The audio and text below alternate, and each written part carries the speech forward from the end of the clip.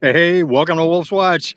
Got an alert for you today from the Alt office. We're out here by the lighthouse, one of my favorite places to work. Uh, Pacific Union Railroad has announced another shipping restraint.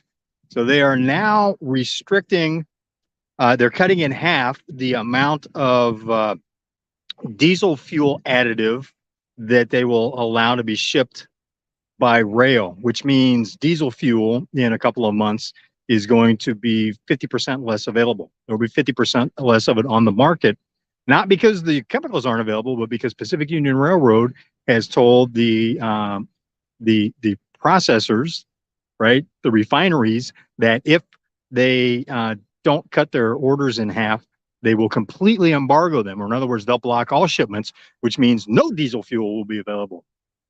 Here's why that is important. If you haven't connected the dots yet, that means that 18 wheelers that you see on the freeway are not going to be able to get fuel. So there will be, in a couple of months, a major problem with the supply of diesel fuel for trucks and automobiles, and particularly for 18 wheelers. That will be a problem for you because 18 wheelers deliver about half to three quarters of the stuff you buy. So think about that. So that'll cut the supply chain in half. It'll cut the capacity of the supply chain in half in the United States.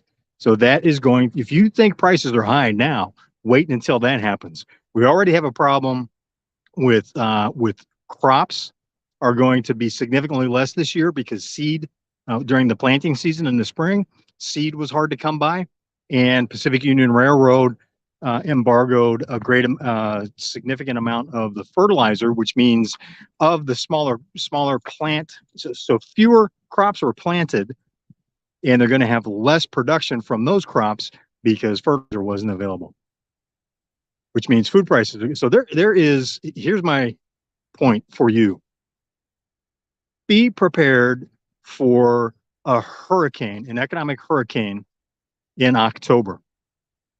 Now, you can call me all wet, but the CEO of JP Morgan has been saying there's going to be an economic storm coming up later this year or early next year. It looks like it's going to start no later than October because of supply chain disruptions that are coming, because of fuel shortages that are coming. In California, we're already short electricity and water, and the supply of both of those, as we're coming into a summer of blackouts. It's like Edison, electric provider where we live, has reorganized, actually changed all the customer account names and reorganized us into groups to make it easier to black out neighborhoods. So they are planning for rolling blackouts because they know that there's not enough electricity to go around. Plus, they're going to reduce the supply of electricity. The state government is reducing the supply of electricity by removing 4 hydroelectric dams in Northern California, which will also reduce our water supply.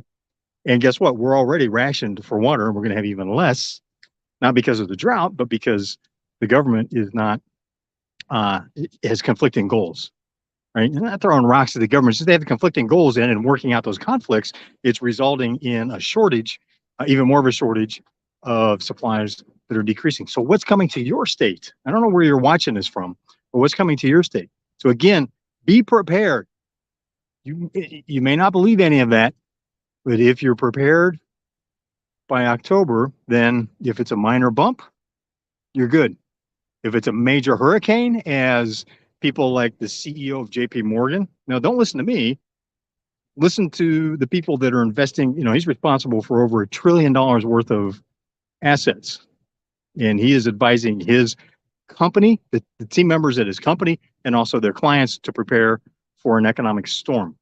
And there are others that are saying, no, it's not just going to be a storm, it's going to be a hurricane, it could be a perfect storm. So it's not that it's going to be a problem in the fall. It's how bad is it going to be? And you need to prepare for that. You need to prepare your business for that. If you're a business owner, my challenge to you is prepare now. There are 5 things that you need to do. Let me get that there for you, visual. There are 5 things that you need to do that will prepare you for the coming economic storm. Get it done. You want to find out what they are? Reach out to me. Drop a comment here, and I'll shoot you some info. So You know what? Work on being positive, but I'm just getting tired of it because it just, the message doesn't seem to be getting through.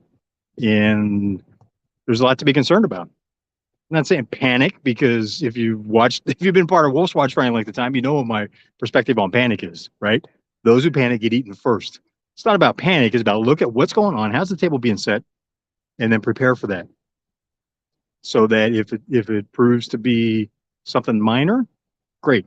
Look, interest rates are expected to go up by the Federal Reserve is expected to raise the prime interest rate 0.75%, which means that will increase mortgage rates by 1 to 2%, depending on how it gets priced.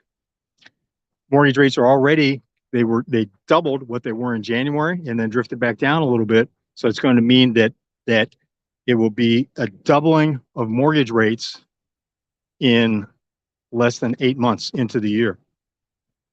So calculate the percent inflation on that. It's obscene. It's scary. Fuel is up 25%. Actually, I think it's more like 40% over a year ago when you look year over year. But just within the year, fuel is up, gasoline costs are up over 25% and are going to be even more expensive going into the summer for a lot of reasons. Food is going up and is going to be more expensive going into the summer. The largest hog farm in California is closing because of rising costs. They just can't do it. And they're looking at closing more facilities around the country. Pork right now is one of the cheapest animal proteins to buy. Guess what? Not anymore. Not anymore. And that won't affect just California. If you're not in California, it's going to affect you too. If you're not in California, stay where you are. Right? There's a lot of other challenges here. This isn't a California bashing session. Again, this is a start preparing. Know what those 5 things are that you need to do to get your business ready and your family ready for economic turbulence. And yeah, you know what? You've had 24 months and change, more than that, 2.5 years of economic turbulence now since 2020 and the great lockdown and where we are today. There's more coming and it's going to be worse. So get ready. If not, okay, hunker down, think happy thoughts, and maybe you won't be affected. The smart money is making moves to be prepared so that if it, again, is something that ends up being a ripple in the water, okay, their boat was ready to sail through it.